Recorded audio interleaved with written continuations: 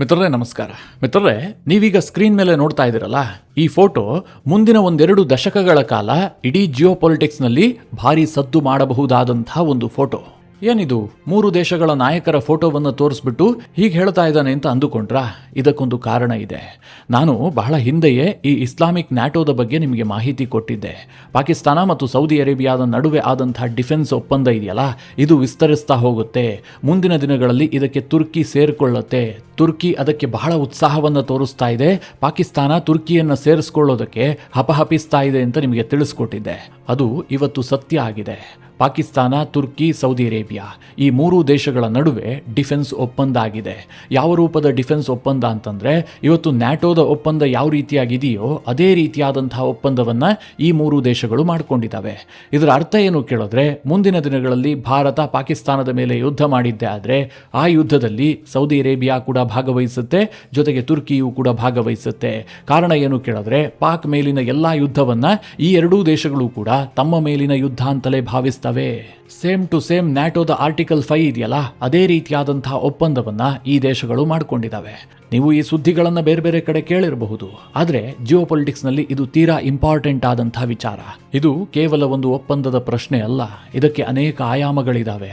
ಪಾಕಿಸ್ತಾನ ಯಾಕೆ ಒಪ್ಪಂದವನ್ನು ಮಾಡಿಕೊಂಡಿದೆ, ಇಲ್ಲಿ ಸೌದಿಯ ಇಂಟ್ರೆಸ್ಟ್ ಏನು, ತುರ್ಕಿಯ ಇಂಟ್ರೆಸ್ಟ್ ಏನು, ಇದೆಲ್ಲವೂ ಮುಖ್ಯ ಆಗುತ್ತೆ. ಜೊತೆಗೆ ಭಾರತಕ್ಕೆ ಇದು ಬಹಳ ಕನ್ಸರ್ನಿಂಗ್ ವಿಚಾರವೂ ಕೂಡ ಹೌದು.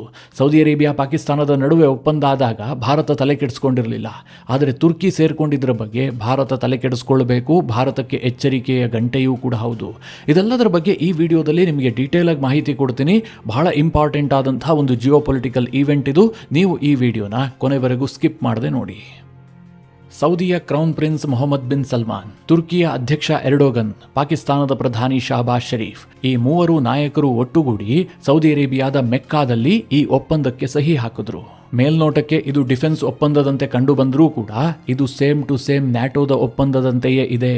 ಈ ಒಪ್ಪಂದದಲ್ಲಿ ಈ 3 ದೇಶಗಳ ಡಿಕ್ಲರೇಷನ್ ಏನು ಕೇಳಿದ್ರೆ, ಈ 3 ದೇಶಗಳ ಪೈಕಿ ಯಾವ ದೇಶದ ಮೇಲೆ ದಾಳಿ ಆದರೂ ಕೂಡ ಅದು 3 ದೇಶಗಳ ಮೇಲಿನ ದಾಳಿಯಾಗಿರುತ್ತೆ. ಹೀಗಾಗಿ ಆ ದಾಳಿಗೆ 3 ದೇಶಗಳು ಜಂಟಿಯಾಗಿ ಪ್ರತಿದಾಳಿಯನ್ನ ಮಾಡ್ತವೆ. ಹೀಗಂತ ಈ ಒಪ್ಪಂದದಲ್ಲಿ ಹೇಳಲಾಗಿದೆ. ಈ ಒಪ್ಪಂದಕ್ಕೆ 3 ದೇಶದ ಪ್ರಮುಖರು ಸಹಿ ಮಾಡಿದ್ದಾರೆ. ಕೇವಲ ಮೇಲ್ನೋಟಕ್ಕೆ ನೋಡಿದ್ರೆ ಇದು ಬಹಳ ದೊಡ್ಡದಾದಂತಹ ಒಪ್ಪಂದ, ಯಾಕೆಂದ್ರೆ ನ್ಯಾಟೋಗೆ ಈಕ್ವಲ್ ಆದಂತಹ ಒಂದು ಒಪ್ಪಂದವನ್ನ ಈ ದೇಶಗಳು ಮಾಡಿಕೊಂಡಿದ್ದಾವೆ. ಆದರೆ ಇವತ್ತು ನ್ಯಾಟೋನೇ ಡೋಲಾಯಮಾನ ಸ್ಥಿತಿಯಲ್ಲಿದೆಯಲ್ಲ. ಟ್ರಂಪ್ ನ್ಯಾಟೋವನ್ನು ಲೇವಡಿ ಮಾಡ್ತಾ ಇದ್ದಾರೆ. ಯುರೋಪ್ ವರ್ಸಸ್ US ಅನ್ನುವಂತಹ ಪರಿಸ್ಥಿತಿ ನಿರ್ಮಾಣ ಆಗಿದೆ. ಅಮೆರಿಕಾಗೆ ನ್ಯಾಟೋದಿಂದಲೇ ಹೊರಗೆ ಬರಬೇಕು ಅನ್ನುವಂತಹ ಚಿಂತನೆಗಳಿದ್ದಾವೆ. ಯಾಕೆ ಅಂತಂದ್ರೆ, ನಮಗೆ ಯಾವಾಗ ಕಷ್ಟ ಬರುತ್ತೋ ಆವಾಗ ನ್ಯಾಟೋದ ಯಾವ ದೇಶಗಳು ಕೂಡ ನಮಗೆ ಸಪೋರ್ಟ್ ಮಾಡೋದಿಲ್ಲ, ಯುರೋಪ್ನಿಂದ ಬಿಡುಗಾಸಿನ ನೆರವು ಸಿಗೋದಿಲ್ಲ ಅಂತ ಟ್ರಂಪ್ಗೆ ಅನ್ನಿಸ್ತಾ ಇದೆ. ಹೀಗಾಗಿ ನಿರಂತರವಾಗಿ ಟ್ರಂಪ್ ನ್ಯಾಟೋವನ್ನು ಲೇವಡಿ ಮಾಡ್ತಾ ಇದ್ದಾರೆ. ಅಂದ್ರೆ ನ್ಯಾಟೋನೇ ಅಲುಗಾಡ್ತಾ ಇದೆ. ಅಂತಹದ್ರಲ್ಲಿ ಹೊಸ ನ್ಯಾಟೋ ಹುಟ್ಕೊಂಡ್ರೆ ಅದಕ್ಕೆ ಭವಿಷ್ಯ ಇದೆಯಾ? ಇದು ಒಂದು ಪ್ರಶ್ನಾರ್ಥಕ ಚಿಹ್ನೆಯೇ. ಇದರ ಜೊತೆಗೆ ಇನ್ನು ಅನೇಕ ಉದಾಹರಣೆಗಳನ್ನು ನಿಮಗೆ ಕೊಡಬಹುದು. 2ನೇ ಮಹಾಯುದ್ಧದ ಸಂದರ್ಭದಲ್ಲಿ ಈ ರೀತಿಯ ಕೂಟಗಳಿಗೆ ಬಹಳ ಮಹತ್ವ ಇತ್ತು. ಈ ರೀತಿಯ ಕೂಟಗಳ ಕಾರಣದಿಂದಾಗಿಯೇ 2ನೇ ಮಹಾಯುದ್ಧ ಸಂಭವಿಸಿತು ಕೂಡ. ಆದರೆ ಅದಾದ ಬಳಿಕ ಇಡೀ ವಿಶ್ವಕ್ಕೆ ಒಂದು ಆತಂಕ ಇದೆ. ಬೇರೆ ಬೇರೆ ದೇಶಗಳು ಯುದ್ಧಕ್ಕೆ ಎಂಟ್ರಿ ಆಗೋದಕ್ಕೆ ಹೆದರುತ್ತಾ ಇದ್ದಾವೆ. ಈಗ ಉದಾಹರಣೆಗೆ ಅಮೆರಿಕ ಇತ್ತೀಚೆಗೆ ಇರಾನ್ ಮೇಲೆ ಯುದ್ಧ ಮಾಡ್ತಪ್ಪ, ನ್ಯಾಟೋದ ದೇಶಗಳೇನಾದರೂ ಸಹಕಾರ ಕೊಟ್ವಾ? ಬಹಳ ದೂರದಲ್ಲಿ ನಿಂತ್ಕೊಂಡು ನೋಡಿದ್ವು. ಹಾಗೆ ನೋಡೋದಕ್ಕೆ ಹೋದ್ರೆ ನ್ಯಾಟೋದ ಅವಶ್ಯಕತೆ ಅಮೆರಿಕಗಿಂತ ಹೆಚ್ಚಾಗಿ ಯುರೋಪ್ಗೆ ಇದ್ದಿದ್ದು. ಆದರೂ ಸಹ ಅಮೆರಿಕದ ಯುದ್ಧದಲ್ಲಿ ಭಾಗಿಯಾಗೋದಕ್ಕೆ ಯುರೋಪ್ನ ರಾಷ್ಟ್ರಗಳು ಹಿಂಜರಿದ್ವು. ಅಷ್ಟೇ ಏಕೆ, ರಷ್ಯಾ ಮತ್ತು ಅರ್ಮೇನಿಯಾದ ನಡುವೆ CSTO ಒಪ್ಪಂದ ಇದೆ. ಆ ಒಪ್ಪಂದ ಇದ್ರೂ ಕೂಡ ಅಜರ್ಬೈಜಾನ್ ಅರ್ಮೇನಿಯಾ ಮೇಲೆ ದಾಳಿ ಮಾಡ್ತಲ್ಲ, ಆಗ ರಷ್ಯಾ ನೇರವಾಗಿ ಸಹಾಯಕ್ಕೆ ಧಾವಿಸಲೇ ಇಲ್ಲ. ಅವರು ಬ್ಯಾಕ್ ಡೋರ್ನಲ್ಲಿ ಒಂದಷ್ಟು ಸಹಾಯ ಮಾಡಿರಬಹುದು, ಆದರೆ ಓಪನ್ ಆಗಿ ಅರ್ಮೇನಿಯಾ ಪರವಾಗಿ ಯುದ್ಧಕ್ಕೆ ನಿಂತ್ಕೊಂಡಿಲ್ಲ. ಅಷ್ಟೇ ಏಕೆ ಸ್ವಾಮಿ, ಇವತ್ತು ಪಾಕಿಸ್ತಾನ, ಸೌದಿ ಅರೇಬಿಯಾ ಮತ್ತು ತುರ್ಕಿಯ ನಡುವೆ ಈ ಒಪ್ಪಂದ ಆಗ್ತಾ ಇದೆಯಲ್ಲ, ಇದು ಈ ಮೊದಲು ಅಂದರೆ 2025ರಲ್ಲೇ ಸೌದಿ ಅರೇಬಿಯಾ ಮತ್ತು ಪಾಕಿಸ್ತಾನದ ನಡುವೆ ಒಪ್ಪಂದ ಆಗಿತ್ತು. ಅದಾಗಿ ಕೆಲವೇ ತಿಂಗಳಲ್ಲೇ ಸೌದಿ ಅರೇಬಿಯಾ ಮೇಲೆ ಇರಾನ್ ಅಟ್ಯಾಕ್ ಮಾಡ್ತು. ಅದಕ್ಕೆ ಪ್ರತಿಯಾಗಿ ಪಾಕಿಸ್ತಾನ ಏನು ಮಾಡಬೇಕಾಗಿತ್ತು? ಯುದ್ಧಕ್ಕೆ ಹೋಗಬೇಕಾಗಿತ್ತು ತಾನೆ. ಸೌದಿಯ ರಕ್ಷಣೆಗೆ ಪಾಕಿಸ್ತಾನ ನಿಂತ್ಕೊಳ್ಬೇಕಾಗಿತ್ತು. ಸೌದಿಯ ಮೇಲಾದಂತಹ ದಾಳಿ ತನ್ನ ಮೇಲಿನ ದಾಳಿ ಅಂತ ಪಾಕಿಸ್ತಾನ ಪರಿಗಣಿಸಬೇಕಾಗಿತ್ತು. ಆದರೆ ಪಾಕಿಸ್ತಾನ ಕೇವಲ ಧಮಕಿ ಹಾಕೋದಕ್ಕಷ್ಟೇ ಸೀಮಿತ ಆಯಿತು. ಅನಂತರದಲ್ಲಂತೂ ಈ US ಗುಲಾಮನಂತೆ ಇರಾನ್ ಮತ್ತು ಅಮೆರಿಕದ ನಡುವೆ ಮಧ್ಯಸ್ಥಿಕೆಯ ಪಾತ್ರವನ್ನು ನಿಭಾಯಿಸೋದಕ್ಕೆ ಪಾಕಿಸ್ತಾನ ಮುಂದಾಯಿತು. ಇಲ್ಲಿ ಒಂದು ಅರ್ಥ ಮಾಡ್ಕೊಳ್ಳಿ, ಇತ್ತೀಚಿನ ವರ್ಷಗಳಲ್ಲಿ ಇಂತಹ ಡಿಫೆನ್ಸ್ ಒಪ್ಪಂದಗಳಿದಾವಲ್ಲ, ಇದು ಕೇವಲ ಪೇಪರ್ಗೆ ಮಾತ್ರ ಸೀಮಿತ ಆಗ್ತಾ ಇದೆ. ಆಕ್ಚುಯಲ್ ಆಗಿ ಆಕ್ಟಿವೇಟ್ ಆಗ್ತಲೇ ಇಲ್ಲ.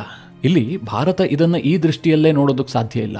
ಇವರೇನೋ ಒಪ್ಪಂದ ಮಾಡ್ಕೊಂಡಿದಾರಪ್ಪ, ಇದರಿಂದ ಭಾರತಕ್ಕೆ ಏನೂ ಸಮಸ್ಯೆ ಇಲ್ಲ ಅಂತ ನಾವು ಕೈಕಟ್ಟಿ ಕೂರುವಂತಿಲ್ಲ. ಭಾರತಕ್ಕಿದು ಎಚ್ಚರಿಕೆಯ ಕರಗಂಟೆಯೇ. ಅದ್ರ ಬಗ್ಗೆ ನಾನು ಮುಂದೆ ವಿವರಿಸ್ತೀನಿ. ಹಾಗಾದ್ರೆ ಈ ಒಪ್ಪಂದ ಯಾಕಾಯ್ತು, ಇಲ್ಲಿ ಯಾವ್ಯಾವ ದೇಶಕ್ಕೆ ಏನೇನು ಲಾಭ ಇದೆ ಅದ್ರ ಬಗ್ಗೆ ಮೊದಲಿಗೆ ಹೇಳಿಬಿಡ್ತೀನಿ. ನಿಮಗೆಲ್ಲ ಗೊತ್ತು, ಪಾಕಿಸ್ತಾನದ ಬಗ್ಗೆ ನಾನೇನು ವಿವರಣೆ ಕೊಡೋದೇ ಬೇಕಾಗಿಲ್ಲ. ಪಾಕಿಸ್ತಾನಕ್ಕೆ ಈ ಒಪ್ಪಂದದ ಅವಶ್ಯಕತೆ ಇರುವಂತಹದ್ದು ಮೊದಲನೇದಾಗಿ ಭಾರತ ಹೆದರುಕೊಳ್ಳುತ್ತೆ. ಸೌದಿ ಅರೇಬಿಯಾ ಮತ್ತು ಭಾರತದ ನಡುವೆ ಒಂದು ವ್ಯಾಪಾರ ಸಂಬಂಧ ಇದೆ. ಹೀಗಾಗಿ ಸೌದಿಯನ್ನ ಪೂರ್ಣವಾಗಿ ಎದುರುಹಾಕೊಳ್ಳೋದಕ್ಕೆ ಭಾರತವೂ ಕೂಡ ಮುಂದಾಗೋದಿಲ್ಲ. ಜೊತೆಗೆ ತುರ್ಕಿಯ ಬಳಿಯಲ್ಲಿ ಅತ್ಯಾಧುನಿಕವಾದಂತಹ ಮಿಲಿಟರಿ ಟೆಕ್ನಾಲಜಿ ಇದೆ. ಹೀಗಾಗಿ ಭಾರತ ನಮ್ಮ ಮೇಲೆ ಯುದ್ಧ ಮಾಡೋದಕ್ಕೆ ಮೊದಲಿನಷ್ಟು ಧೈರ್ಯ ಮಾಡೋದಿಲ್ಲ. ಇದು ಪಾಕಿಸ್ತಾನದ ಒಂದು ಲೆಕ್ಕಾಚಾರ.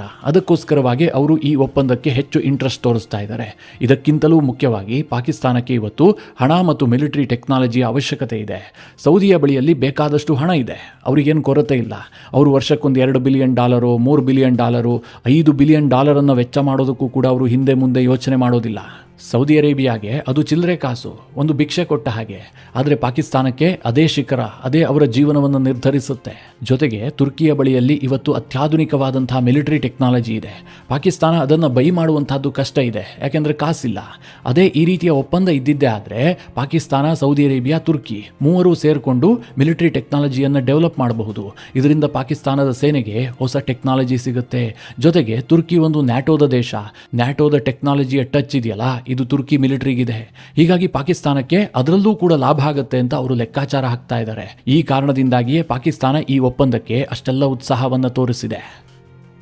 ಹಾಗಾದರೆ ಸೌದಿ ಅರೇಬಿಯಾಗೆ ಯಾಕೆ ಇದು ಮುಖ್ಯ ಆಗುತ್ತೆ ಕೇಳಿದ್ರೆ, ಇವತ್ತು ಸೌದಿ ಅರೇಬಿಯಾ ಅತ್ಯಂತ ಒತ್ತಡವನ್ನು ಎದುರಿಸ್ತಾ ಇದೆ. ಅವರು ಇಷ್ಟು ಕಾಲ ಅಮೆರಿಕವನ್ನೇ ನಂಬಿಕೊಂಡಿದ್ರು. ಆದರೆ ಇರಾನ್ ಯುದ್ಧದ ಬಳಿಕ ಪರಿಸ್ಥಿತಿ ಬದಲಾಗಿದೆ. ಅಮೆರಿಕವನ್ನು ನಂಬಿಕೊಂಡಿದ್ರೆ ನಮಗೆ ಚೊಂಬು ಸಿಗುತ್ತೆ ಅಂತ ಸೌದಿ ಅರೇಬಿಯಾಗೆ ತುಂಬ ಚೆನ್ನಾಗಿ ಅರ್ಥ ಆಗಿದೆ.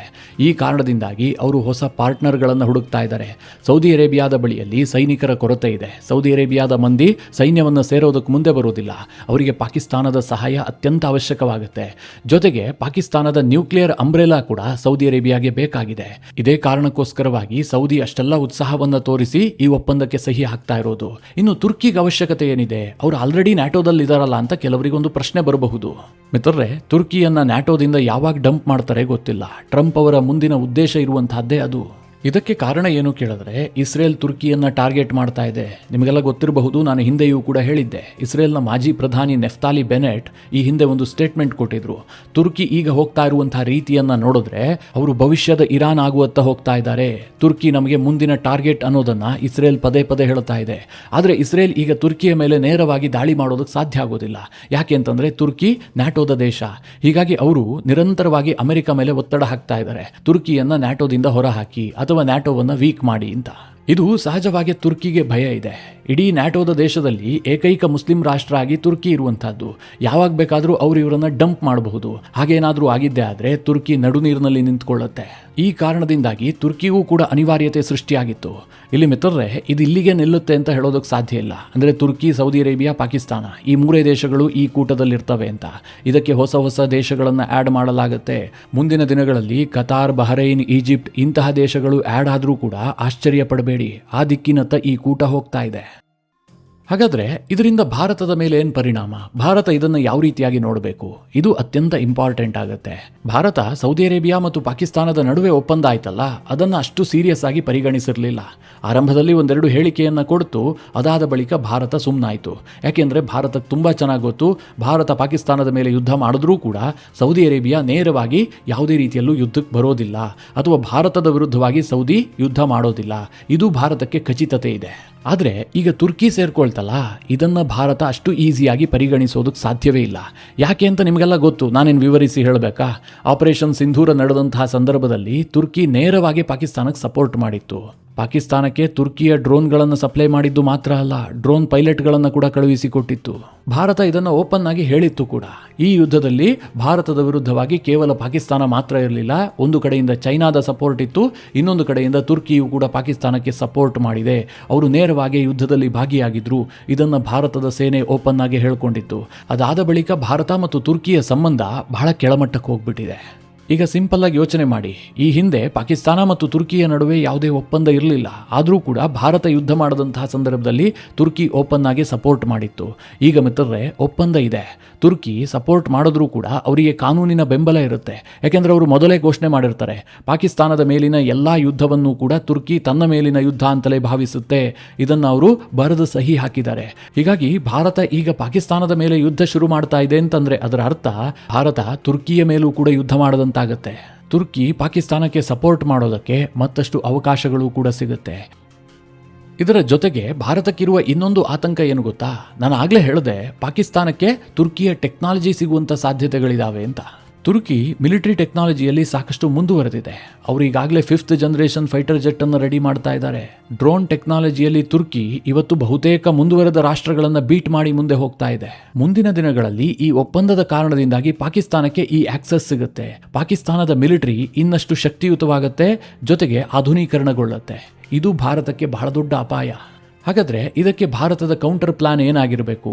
ಏನು ತುರ್ಕಿ, ಸೌದಿ ಅರೇಬಿಯಾ ಮತ್ತು ಪಾಕಿಸ್ತಾನದಂತೆ ಭಾರತವೂ ಕೂಡ ಬೇರೆ ದೇಶಗಳೊಂದಿಗೆ ಒಪ್ಪಂದ ಮಾಡಿಕೊಳ್ಬೇಕಾ ಕೇಳಿದ್ರೆ ಆ ಸಾಧ್ಯತೆಗಳು ತೀರಾ ಕಡಿಮೆ ಇದೆ. ಯಾಕೆ ಕೇಳಿದ್ರೆ ನಮಗಿರುವಂತಹ ಆಪ್ಷನ್ ಯಾವುದು? ಇಸ್ರೇಲ್ ಅಥವಾ UAE, ಸೈಪರಸ್, ಗ್ರೀಸ್ ಇಂತಹ ದೇಶಗಳೇ. ಇಲ್ಲಿ ಮಿತ್ರರೇ, ಇಸ್ರೇಲ್ ಜೊತೆಗೆ ಭಾರತ ಡಿಫೆನ್ಸ್ ಒಪ್ಪಂದ ಮಾಡಿಕೊಂಡಿದ್ದೆ ಆದರೆ ಅದು ಭಾರತಕ್ಕೆ ಮುಳುವಾಗುತ್ತೆ. ಯಾಕೆ ಅಂತಂದ್ರೆ ಇಸ್ರೇಲ್ 2-3 ತಿಂಗಳಿಗೆ ಒಂದೊಂದು ಹೊಸ ಯುದ್ಧವನ್ನು ಶುರು ಮಾಡ್ತಾ ಇರುತ್ತೆ. ಇಲ್ಲಿ ಭಾರತದ ಗುರಿ ಇರುವಂತಹದ್ದು ಯುದ್ಧ ಅಲ್ಲ. ಭಾರತ 2047 ವಿಕಸಿತ ಭಾರತ ಅನ್ನುವಂತಹ ಗುರಿ ಇಟ್ಕೊಂಡು ಹೊರಟಿದೆ. ನಮಗೆ ಯುದ್ಧದಿಂದ ನಷ್ಟ ಆಗುತ್ತೆ ಹೊರತು ಲಾಭ ಅಂತೂ ಆಗೋದಿಲ್ಲ. ಹೀಗಾಗಿ ಭಾರತ ಇಂತಹ ಆಯ್ಕೆಗಳನ್ನ ಯಾವುದೇ ಕಾರಣಕ್ಕೂ ಕೂಡ ಪರಿಗಣಿಸೋದಿಲ್ಲ. ಆದರೆ ತುರ್ಕಿಯನ್ನು ಬಗ್ಗಿಸಬೇಕಾದ್ರೆ ಭಾರತ ಕೆಲವೊಂದಷ್ಟು ತಂತ್ರಗಾರಿಕೆಯನ್ನು ಮಾಡಲೇಬೇಕು. ಈಗಾಗಲೇ ಗ್ರೀಸ್, ಸೈಪರಸ್, ಇಸ್ರೇಲ್ ಈ ಎಲ್ಲ ದೇಶಗಳೊಂದಿಗೆ ಭಾರತ ಹತ್ತಿರದಲ್ಲೇ ಇದೆ. ಅರ್ಮೇನಿಯಾಗೆ ಸಪೋರ್ಟ್ ಮಾಡ್ತಾ ಇದೆ. UAEಯ ಜೊತೆಗೆ ಡಿಫೆನ್ಸ್ ಒಪ್ಪಂದಗಳನ್ನು ಮಾಡಿಕೊಳ್ತಾ ಇದೆ. ಇದನ್ನು ಇನ್ನಷ್ಟು ಅಗ್ರೆಸಿವ್ ಆಗಿ ಮಾಡಬೇಕು. ಇಲ್ಲಿ ಆ ದೇಶಗಳ ಮೇಲಾಗುವ ದಾಳಿಯನ್ನು ಭಾರತ ತನ್ನ ಮೇಲಿನ ದಾಳಿ ಅಂತ ಪರಿಗಣಿಸದೆ ಹೋದ್ರೂ ಕೂಡ ಆ ದೇಶಗಳಿಗೆ ಮಿಲಿಟರಿ ತಂತ್ರಜ್ಞಾನವನ್ನು ಹೆಚ್ಚಿನ ಸಂಖ್ಯೆಯಲ್ಲಿ ಪೂರೈಸಬೇಕು. ಅಂತಹ ಒಪ್ಪಂದಗಳನ್ನು ಮಾಡಿಕೊಳ್ಬೇಕು. ಈ ರೀತಿಯ ತಂತ್ರಗಾರಿಕೆಯಿಂದ ಮಾತ್ರ ತುರ್ಕಿಯನ್ನು ಅಡಕತ್ರಿಯಲ್ಲಿ ಸಿಕ್ಕಾಕ್ಸೋದಕ್ಕೆ ಸಾಧ್ಯ ಆಗುತ್ತೆ. ಸದ್ಯ ಈ ಒಪ್ಪಂದವನ್ನು ಕೇವಲ ಭಾರತ ಮಾತ್ರ ಸೀರಿಯಸ್ ಆಗಿ ಪರಿಗಣಿಸಿಲ್ಲ. ಇಸ್ರೇಲ್ ಕೂಡ ಇದನ್ನು ಬಹಳ ಸೂಕ್ಷ್ಮವಾಗಿ ಗಮನಿಸ್ತಾ ಇದೆ. ಇರಾನ್ ಈಗಾಗಲೇ ಕಿಡಿಕಾರಿದೆ. ಅವರು ಇದಕ್ಕೆ ರಿಯಾಕ್ಟ್ ಮಾಡಿದ್ದಾರೆ. ಇರಾನ್ ಏನು ಹೇಳಿದೆ ಅಂತಂದರೆ, ಅಮೆರಿಕಾವೇ ಸೌದಿ ಅರೇಬಿಯಾವನ್ನು ರಕ್ಷಿಸೋದಕ್ಕೆ ಸಾಧ್ಯ ಆಗಿಲ್ಲ, ಇನ್ನು ಪಾಕಿಸ್ತಾನ ಮತ್ತು ತುರ್ಕಿ ರಕ್ಷಿಸುತ್ತೆ ಅಂತ ಅವರು ಭಾವಿಸಿದರೆ ಅದು ಅವರ ಭ್ರಮೆ. ಸೌದಿ ಅರೇಬಿಯಾ ಇಂತಹ ಒಪ್ಪಂದಗಳಿಗೆ ಕಿವಿ ಕೊಡದೆ ತನ್ನ ರಕ್ಷಣೆಯನ್ನು ತಾನೇ ಮಾಡ್ಕೊಳ್ತೀನಿ ಎನ್ನುವಂತಹ ಮನೋಭಾವನೆಯನ್ನು ಬೆಳೆಸ್ಕೊಳ್ಬೇಕು ಅಂತ ಸೌದಿ ಅರೇಬಿಯಾದ ನಡೆಯನ್ನು ಇರಾನ್ ಲೇವಡಿ ಮಾಡಿದೆ. ಯಾಕೆ ಇರಾನ್ ಲೇವಡಿ ಮಾಡ್ತಾ ಇದೆ? ಇರಾನ್ ಯಾಕೆ ಒತ್ತಡಕ್ಕೊಳಗಾಗ್ತಾ ಇದೆ ಕೇಳಿದ್ರೆ, ಈ ರಾಷ್ಟ್ರಗಳಿದಾವಲ್ಲ, ತುರ್ಕಿ ಇರಬಹುದು, ಪಾಕಿಸ್ತಾನ ಇರಬಹುದು, ಸೌದಿ ಅರೇಬಿಯಾ ಇರಬಹುದು, ಈ ಮೂರೂ ದೇಶಗಳು ಕೂಡ ಸುನ್ನಿ ಇಸ್ಲಾಮಿಕ್ ದೇಶಗಳು. ಇರಾನ್ ಶಿಯಾ ಇಸ್ಲಾಮಿಕ್ ದೇಶ. ಹೀಗಾಗಿ ಅವರ ನಡುವೆ ಒಂದು ವೈಮನಸ್ಸು ಇದ್ದೇ ಇದೆ. ಈ ಕಾರಣದಿಂದ ಇರಾನ್ ಒತ್ತಡಕ್ಕೀಡಾಗ್ತಾ ಇದೆ. ಇನ್ನೊಂದು ಕಡೆ ಇಸ್ರೇಲ್ ಸೂಕ್ಷ್ಮವಾಗಿ ಗಮನಿಸ್ತಾ ಇದೆ. ಅವರಿಗೆ ಒಂದು ಧೈರ್ಯ ಏನು ಕೇಳಿದ್ರೆ, ಈ ಪಾಕಿಸ್ತಾನ ಅಮೆರಿಕದ ಕೈಗೊಂಬೆ, ಅಮೆರಿಕ ಮೂಲಕವಾಗಿ ಪಾಕಿಸ್ತಾನವನ್ನ ಆಟ ಆಡಿಸಬಹುದು ಅಂತ. ಆದರೆ ಪಾಕಿಸ್ತಾನ ಏನಾದರೂ ತುರ್ಕಿಗೂ ಕೂಡ ನಾವು ನ್ಯೂಕ್ಲಿಯರ್ ಶೀಲ್ಡ್ ಅನ್ನು ಕೊಡ್ತೀವಿ, ತುರ್ಕಿಗೂ ನಮ್ಮ ನ್ಯೂಕ್ಲಿಯರ್ ಆಕ್ಸೆಸ್ ಸಿಗುತ್ತೆ ಅಂತ ಪಾಕಿಸ್ತಾನ ಓಪನ್ ಆಗಿ ಕ್ಲೈಮ್ ಮಾಡಿದ್ದೆ ಆದರೆ ಇಸ್ರೇಲ್ ಇನ್ನಷ್ಟು ಅಗ್ರೆಸಿವ್ ಆಗುತ್ತೆ. ಮುಂದೆ ಇಸ್ರೇಲ್ನ ಆಟವೇ ಬೇರೆ ರೀತಿಯಾಗಿರುತ್ತೆ. ನೋಡೋಣ, ಜಿಯೋಪೊಲಿಟಿಕಲಿ ಈ ಒಪ್ಪಂದಕ್ಕೆ ಸಾಕಷ್ಟು ಮಹತ್ವ ಇದೆ. ಇದು ಪೇಪರ್ ಟೈಗರ್ ಆಗುತ್ತಾ ಅಥವಾ ನಿಜವಾಗ್ಲೂ ಕೂಡ ಇದು ಆಕ್ಟಿವೇಟ್ ಆಗುತ್ತಾ? ಇದಕ್ಕೆಲ್ಲ ಕಾಲವೇ ಉತ್ತರ ಕೊಡಬೇಕು. ಭಾರತ ಈ ಒಪ್ಪಂದಕ್ಕೆ ಯಾವುದೇ ರೀತಿಯಲ್ಲೂ ಭಯಪಡುವ ಅವಶ್ಯಕತೆ ಇಲ್ಲ. ಹಾಗಂತ ಮೈಮರೆತು ಕೂರುವಂತಹ ಸ್ಥಿತಿಯಲ್ಲೂ ಕೂಡ ಇಲ್ಲ. ಮಿತ್ರರೇ, ಈ ವಿಚಾರದ ಕುರಿತಾಗಿ ನಿಮ್ಮ ಅನಿಸಿಕೆ, ಅಭಿಪ್ರಾಯಗಳೇನು? ಕಮೆಂಟ್ ಮಾಡುವ ಮೂಲಕ ನಮಗೆ ತಿಳಿಸಿ. ಹಾಗೆ ನಿಮಗೆ ಈ ವಿಡಿಯೋ ಇಷ್ಟವಾದರೆ ಲೈಕ್ ಮಾಡಿ. ಜೊತೆಗೆ ನೀವಿಂದು ನಿಮ್ಮ ನೆಚ್ಚಿನ ಸಂಸ್ಕಾರ ಸೌರಭ ಯೂಟ್ಯೂಬ್ ಚಾನಲ್ನ ಸಬ್ಸ್ಕ್ರೈಬ್ ಮಾಡಿಲ್ಲ ಅಂತಾದರೆ ಈ ಕೂಡಲೇ ಸಬ್ಸ್ಕ್ರೈಬ್ ಮಾಡಿ. ಮುಂದಿನ ಎಲ್ಲ ಅಪ್ಡೇಟ್ಗಳ ನೋಟಿಫಿಕೇಷನ್ಗಾಗಿ ಬೆಲ್ ಐಕಾನ್ ಒತ್ತಿ.